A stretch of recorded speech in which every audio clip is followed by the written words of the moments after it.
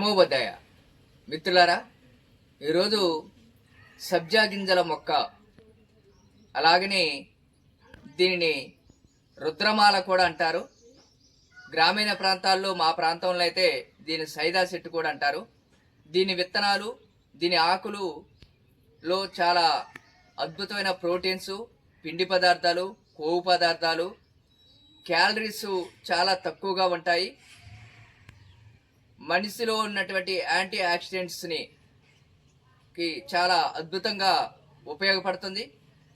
ఈ విత్తనాల్ని, ఈ సబ్జా గింజల్ని వేడి నీళ్ళలో నానబోసి ఆ తర్వాత అల్లం రసాన్ని కలుపుకొని తాగినట్టయితే ఎలాంటి ఎసిడిటీ ప్రాబ్లమ్స్ ఉన్నా, ఛాతీలో నొప్పి, మంట, గ్యాస్ ట్రబుల్ లాంటి సమస్యలకి అద్భుతమైన పరిష్కారం ఉంటుంది.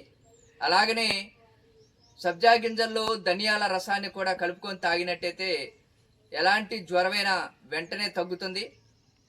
మైగ్రేన్ సమస్యలకి, తలనొప్పులకు కూడా ఈ ఆకుల్ని వేడి చేసి ఈ రసాన్ని తాగినట్టయితే ఎలాంటి తలనొప్పి అయినా తగ్గిపోతుంది.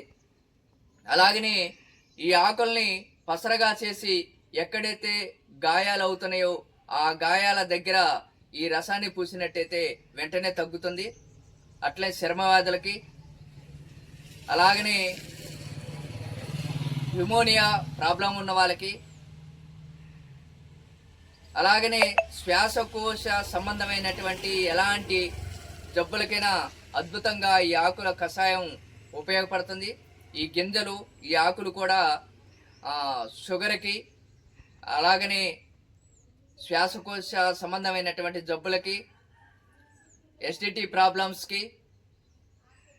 జ్వరంకు, తలనొప్పికి అద్భుతంగా ఉపయోగపడేటువంటి గొప్ప ఔషధ మొక్క ఇది. ప్రతి ఇంట్లో ఉండాల్సినటువంటి మొక్క ఇది. శివునికి ఇష్టమైనటువంటి మొక్క. దీన్ని రుద్రమాల అంటారు. జై గురుదేవ.